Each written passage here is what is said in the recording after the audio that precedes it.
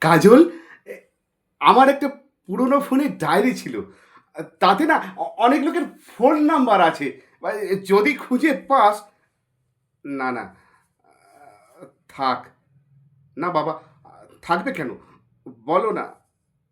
না, তোর সময় কম। না, না বাবা, আমি ওটুকু সময় করে নেব। তোর মধ্যমগ্রামে পিসির কথা মনে পড়ে। না পড়ারই কথা। আমারই মনে ছিল না। ভারী কষ্টে ছিল রে বুড়িটা। ছেলেমেয়েরা কেউ দেখতো না। পাড়া প্রতিবেশীর কাছে চেয়ে চিনতে। ভেবেছিলাম ওর জন্য কিছু করব। হলো না। কিছুই করা হলো না। কত কিছুই করা হয়নি।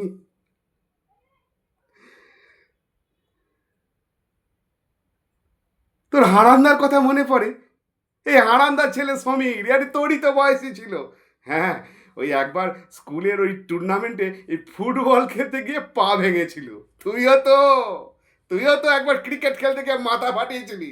আজকে হাত ভাঙছে, কালকে পা ভাঙছে, পরশু ঘুড়ির শুধুই আঙুল কাটছি। ভয়ানক দোষী ছিলি তুই।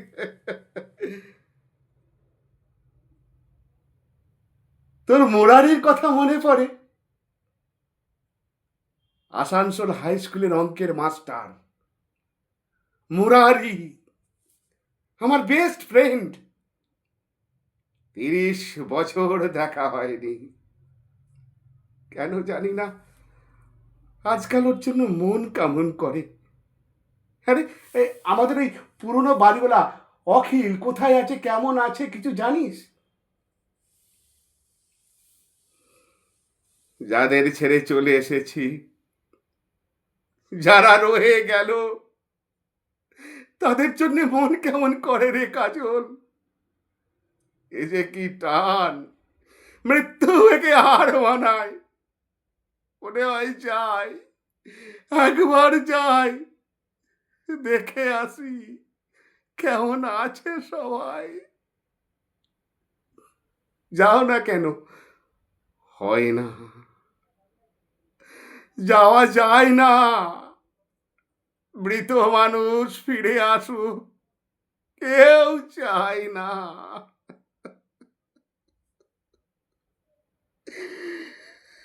কতকাল কতকাল তুই আমার কোলে মাথা রেখে কেঁদেছিস কাজল, মনে আছে?